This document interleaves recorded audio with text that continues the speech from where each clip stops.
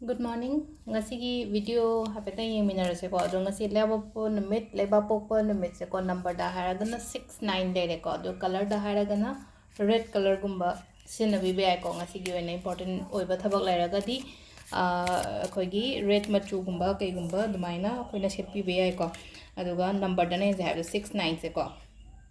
69 se koina oi thangbagi kaino da left hand gumba das EBB ko ado ahambada koigi card ki message hingminarase adugi matungda ai timing haijarage ko ngasi yuena leapo numit ki ado sida lere koigi card ahum se ko 1 2 3 ko ado 3 card se dagi amma choose to biro ko hadi numit tugi oina haidare ko hadi 1 consider 2 consider natraga 3 consider habado adugi matungina laiba message ha petang hingminarase ko ahambagi se ko hadi sum ngasi yuena ko hadi aina tauge khaliba natraga aigi wakhan hai tare ko hadi sida aina pot ama khalle na khalase ba atagadi just adugi poto phaiye khole haina khallaga ko changsan biyo baduda ade trust to biba hai tare ko aina khallise phaiye hai tare ko wayam ka haina ngangano ko ngasi gi numita hai tare ko hadi yam ka na haidokpa khotokpa gumba tawdaba hai tare ko ado next ki se it's a kaino hai tare ko muk nangi oina har ngasi gi oina haragadi something good kainogumba changakpado hai tare ko afaba hairagadi akoigi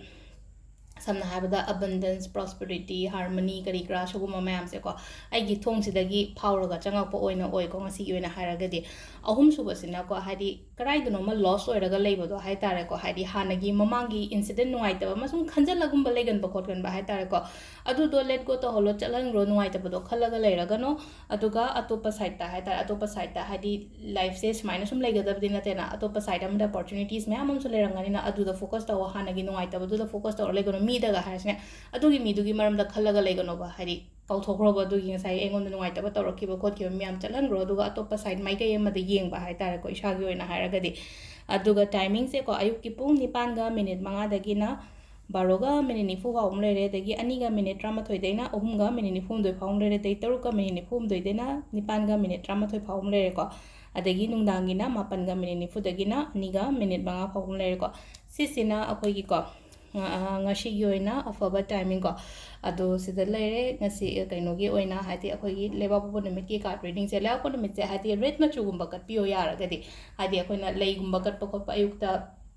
like at padaga oil ko hati red color gumba kaino machu se katpiba adagi athumba makta kalle angang machu gumba kai gumba maina katpiba se phai ko yamna hati sigi numit sida aduga amasung haina ko na hati shagon sin kari krada ma pe shaung sha pe thopo ko pa du bodi mam no khang le yar nge leba ko si jo pi gano pe shaung sha mi ngon da pi thopo ko to ko no ko hati ai gi hoji hai tare ko ai gi life sida hati obstacles yamna leiye ko le hati pe sha gi problem kai ka yam leiye har ga ti ko leba ko se ma ketang ignore to wi ba hai tare ko pi gano sigi matam kano tawraga si pi dana yengo khara matam ko hadi